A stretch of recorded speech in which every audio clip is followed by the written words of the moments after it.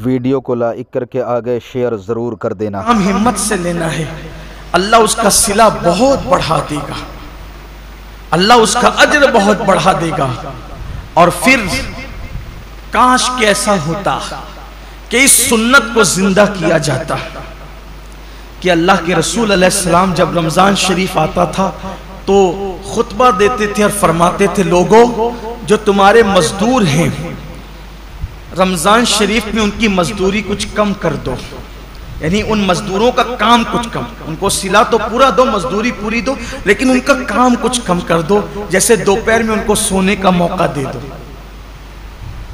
अब यहाँ तो सेठों का हाल ये है कि अगर मजदूर नमाज पढ़ने रमज़ान शरीफ में भी जाए तो उनके माथे पे शिकन आता है। ये लोग कहते हैं ना कि हालांकि सारे सेठ ऐसे नहीं हैं, कुछ अगर सेठ लोग यहाँ हैं तो वो बुरा नहीं माने। मुझे तो लोगों ने यहाँ तक कि आके बताया कि एक सेठ साहब हाफिज कुरान है, मुझे लोगों ने नाम के साथ बताया, मैं नाम नहीं लूंगा क्योंकि मैं अल्लाह के घर में वाज और नसीहत करने खड़ा हुआ, गीबत करने खड़ा नहीं हुआ। कहा वो हाफिज कुरान है, वो खुद नमाज में गए और जब मजदूर नमाज पढ़ करके आए तो उन्होंने ये कहा कि अब जा तू नमाज ही पढ़ते रहे, यहाँ से निकल जा। ये सूरत हाल है। फिर जिस कौम को का हाल ये हो कि वो इस कदर गंदी सोच की हामिल हो जाए कि वो अपने मजदूर को नमाज पढ़ने तक जाने न दे, फिर उनके कारोबार तबाह नहीं होंगे तो और क्या होंगे? उनके कारोबार की मलाई दूसरे लोग नहीं खाएंगे तो क्या करेंगे? कल और आज के कारोबार में कुछ फर्क महसूस करते हैं आप? कल की बरकतों में और आज की बरकतों में आप कुछ फर्क महसूस करते हैं? कल भी हमारे बाप दादाओं ने कारोबार संभाला और आज भी हमारी नई नस्ल संभाल रही। फर्क ये है कि वहां जब दीन का मामला आता था तो वो अपने आप को सरेंडर कर देते थे, कुदरत ने उन्हें बरकतों से नवाजा था। आज बहुत कारोबार बढ़ा लिया गया है लेकिन फिर भी हाय हाय किया जा रहा है, बरकतें उठ गई है। वजह यह कि दीन से दूरी है, मजहब से दूरी, और इंसान जब जब दीन से दूर होगा तब तक वो रोएगा, तब तक वो पछताएगा, तब तक नाकामी उसके गले का हार बनेगी। तो आइए, अल्लाह रब्बुल इज्जत ने इतना खूबसूरत सा महीना हमें दिया है, इसलिए मेरी गुजारिश है कि इस मुबारक महीने में पहले तो रोज़ों का एहतमाम करें, और जिनको छोटी मोटी बीमारियां उनसे भी कहता हूँ, बीमारी का बहाना लेके सर दर्द है, बुखार आ गया है, कोरोना हो गया है, इन चीज़ों को लेकर के आप रोज़ा न छोड़ें, इसलिए कि वो और बीमारियां हैं और उस हद तक बीमारी है जिसको बहुत सीरियस मैटर कहते हैं, वहां रोजा छोड़ने की इजाजत है कि जब आदमी रख ही नहीं सकता, बीमारी बढ़ जाने का यकीन हो, मर जाएगा, बीमारी बढ़ जाएगी, तकलीफ बढ़ जाएगी। जब कोई मुसलमान पाबंद शरा, कोई दीन की समझ रखने वाला डॉक्टर कह दे तो बात अलग है। अपनी मर्जी से फतवा देना कि मैंने रोजा नहीं रखना, मैं बीमार हूं, जबकि अल्लाह के रसूल अलैहिस्सलाम का फरमान है रोजा रखो सेहतमंद हो जाओगे। रोजे से बीमारी नहीं बढ़ती बल्कि रोजे से सेहत मिला करती। जब अल्लाह के रसूल ने कह दिया जो तबीबों के तबीब है, जो हकीमों के हकीम है, जो सिर्फ जिस्म के हकीम नहीं बल्कि रूहानियत के भी हकीम और तबीब है, तो जब उस रसूल ने फरमा दिया रोजा रखो सेहतमंद हो जाओगे, तो फिर सेहत मिलना ही मिलना है। इसलिए बहाना ना करो।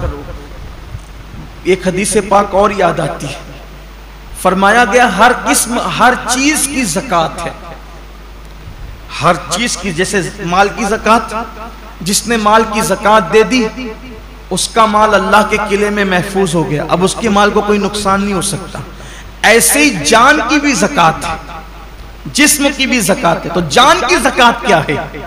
मेरे आका अलैहिस्सलाम फरमाते हैं रोजा ये तुम्हारी जान की ज़कात है, तुम्हारे जिस्म की ज़कात। मतलब जो लोग रोजा रख लेते हैं अब उनकी जान भी अल्लाह महफूज कर लेता है, वो मोहलिक बीमारियों से, मूजी बीमारियों से महफूज हो जाते हैं।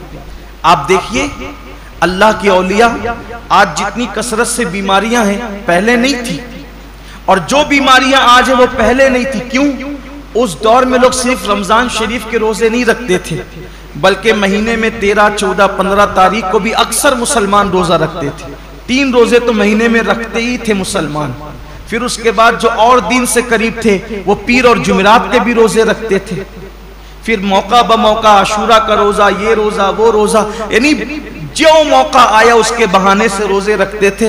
इसलिए ये बीमारियां उनको नहीं थी जिन बीमारियों में हम मुब्तला है। क्यों? क्योंकि वो जिस्म की ज़कात निकालते रहते थे, और जब ज़कात निकलती रहेगी तो जिस्म महफूज होता रहेगा।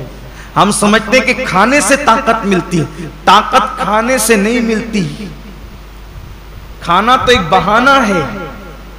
फरमाया गया कम खाना ये सेहत इंसान को सेहतमंद करता है, कम ग़िज़ा इंसान को सेहतमंद करती। हम खाने के लिए पैदा नहीं हुए, खाना हमारे लिए पैदा हुआ। बुजुर्गों ने फरमाया जीने के लिए खाया करो, खाने के लिए जिया मत करो, अल्लाह के लिए जियो। ये इंसान की सोच और फिक्र होना चाहिए। तो पहली चीज ये है, रोजा रखिए, रोजे का एहतमाम कीजिए, और रोजा रखिए तो इस तरह रखिए वीडियो अगर अच्छा लगा हो जैसे अल्लाह ने रोजा रखने का हुक्म दिया। अल्लाह हाफिज। ये दूसरा बाब आपके सामने पेश करने लगा। पहले तो रोजा रखिए, अब जो रोजा रखते हैं उनके लिए इस तरह रखिए जैसे अल्लाह ने रखने का हुक्म दिया। अब अल्लाह ने रोजा रखने का हुक्म कैसे दिया?